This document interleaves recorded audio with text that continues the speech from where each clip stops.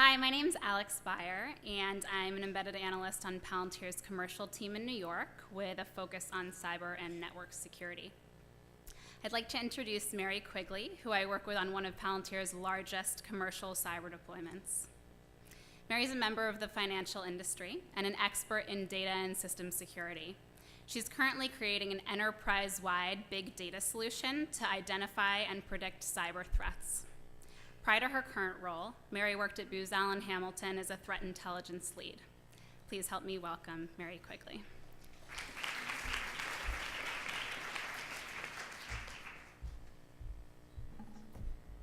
Thank you for that gracious introduction. If you had asked me at the beginning of my senior year where I was going to land after George Mason University, or a science degree within my grasp, I would have listed off a handful of environmental research facilities that I had my sights on. However, where I did land was Booz Allen Hamilton, a consulting firm, on an open source intelligence project presented with this tool that I'd never heard of, Palantir. We had a team of 50 people pulling down hundreds of news articles, blogs, and social media posts a day to determine where the next threat was coming from, when it would come, and what we could do to protect our client. Palantir became the cog of all of our analytic workflows. We were able to find connections before they were made public, important dates before they came, and patterns that we never knew existed. Using the tool, I was able to map out all of the partnerships that were conducted by the group that we had been tracking and tied these disparate nations to a common theme. None of them had an extradition treaty with the US.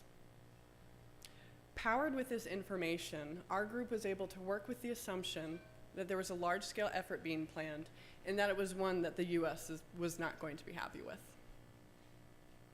We began looking for more specific information in the articles and posts that we were pulling down, tagging and linking that information in an effort to frame up what we thought would be the most likely outcome. With the help of Palantir, we were able to provide our client advance notice of what was to come to allow them to prepare to defend themselves. This experience ended up being my preparation for where I was today. When I first entered the financial arena, I was presented with an enormous challenge. Help us become more efficient at responding to our threats. We have all of this data, various top-of-the-line monitoring systems and antivirus systems living in a variety of places.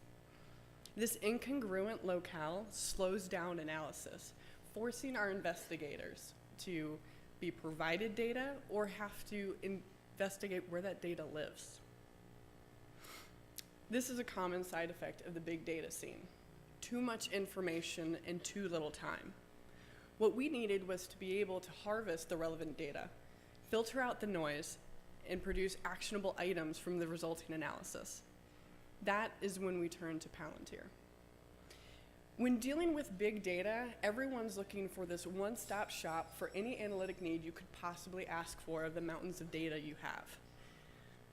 But with the swift advancement of technological capabilities, for good or otherwise, what we needed was not one tool to rule them all, but one tool with the capability to communicate with them all. With its extensible platform, Palantir has the capability to absorb and transform nearly any data set or analytic tool that we had at our disposal. With its ontology, we were able to provide a universal language to numerous data sets and stores in order to streamline analysis and provide a centralized location for that analysis to live. Once we had overcome the complications of our isolated data, we began to tackle our next time dilemma. Our investigators were spending a majority of their time cleaning up data to a point where they can even begin their investigations. We wanted to give our analysts a reprieve from this lengthy and very manual process that forced them to mine through a lot of noisy data. What if we could provide this data to them in a more automated fashion, allowing them more time to do what they do best, analysis? We worked with key members that were prime victims of this process and identified areas that were ready for change. We developed algorithms based on the manual workflows, creating priority scoring that allowed our analysts to quickly identify combinations of data that would be most relevant to their investigations. In the financial industry, two of our threats have become buzzwords for media outlets around the world: distributed denial of service, or DDoS, and advanced persistent threat, or APT. DDoS is very much what the name implies: large amounts of bad traffic directed at specific sites in efforts to overload those sites and take them down. APT is a term that represents various cyber attacks that focus on the duration in which they occur, being only successful if it's a prolonged duration. The malicious actors behind these APT attacks aren't looking for quick financial gain or a rapid takedown of key services, but more so to embed themselves in the system, allowing them to harvest data or plant nefarious code on the network.